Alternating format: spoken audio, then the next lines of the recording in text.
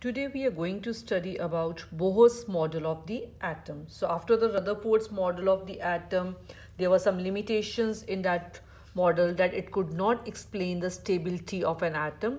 Then came Bohr's model of the atom. Now the points of this model of the atom are, first is an atom is made up of three particles. At the time of Rutherford, neutrons, they were not discovered, but during the Bohr's model of the atom, neutrons were also discovered. So the first point of this model is an atom is made up of three particles.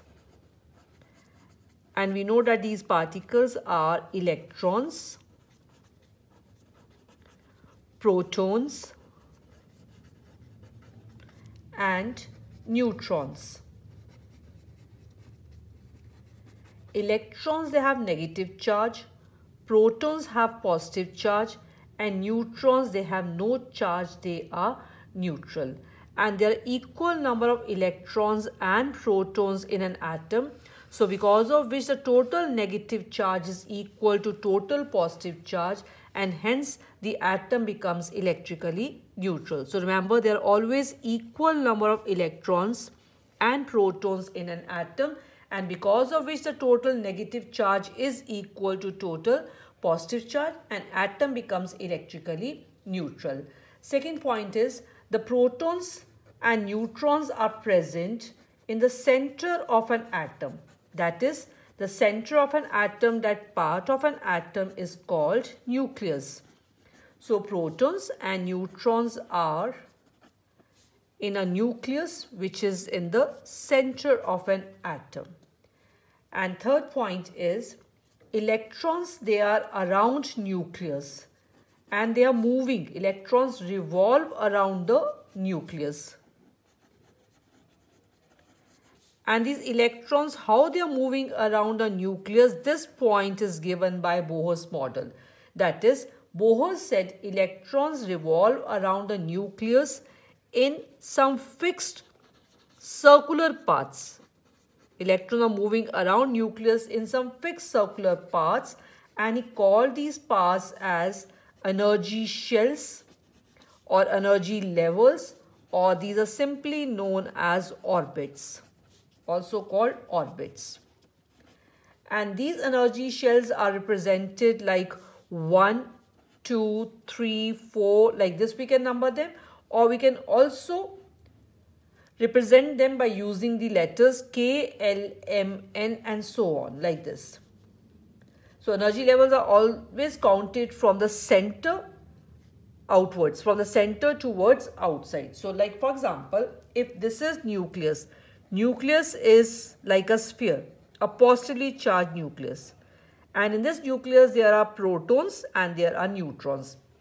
And electrons, according to Bohr, they are moving around nucleus in some circular path, the fixed circular path. The first circular path around nucleus, this one is the first shell, or this one is the K shell. Then second circular orbit, some electrons will move in this circular orbit. Like this, there are orbits around the nucleus, and around in these circular paths, the electrons, they move. So first shell is the K shell, next is the L, next one is the M, and so on. And these, like I said, that these are called energy levels, or these are known as energy shells. And in these shells, electrons, they move. So this is the third point of the Bohr's model of the atom. Fourth point. And in these energy shells, how many electrons will be there? That will be calculated using the formula 2n square. So there is a limit to the number of electrons in these energy shells. There is a limit to the number of electrons which each energy level can hold.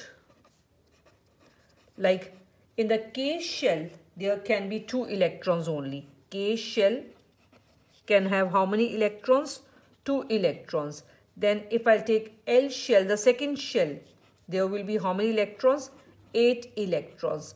Then the third shell, M shell, has the capacity to accommodate 18 electrons. And next it will have the 32. So this is according to a formula 2n square, where n is the number of shell. That is shell number. First shell n value will be 1. A second shell n value will be the 2. Like this, using this formula, how many electrons maximum can be accommodated? They can be calculated. This is the capacity to have these electrons. Maybe there cannot be 18 electrons in this third shell, but capacity is there of how many electrons? 18 electrons in this. Next one, the fifth point of Bohr's model of an atom. There is no change in energy of electron when it is moving in its particular energy shell.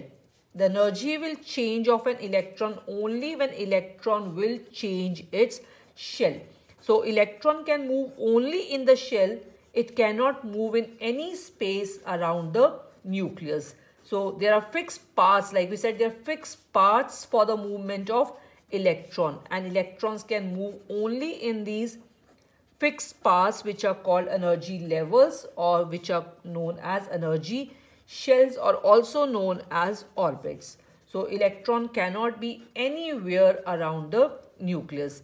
Until electron is moving in its energy level, there is no change in energy of electron, as long as it will keep revolving in the same energy level. And the atom, because of this, it remains stable. So energy of the electron will change only when it is changing its energy shell. When from low energy level it will go to the high energy level, it will gain energy. So energy will keep on increasing. But when electron from high energy will come to the low energy level, it will emit out energy. That means its energy will decrease. So it is losing energy when coming to the low energy level, and it is gaining energy when it is going to high energy level. So these are the points of Bohr's model of an atom.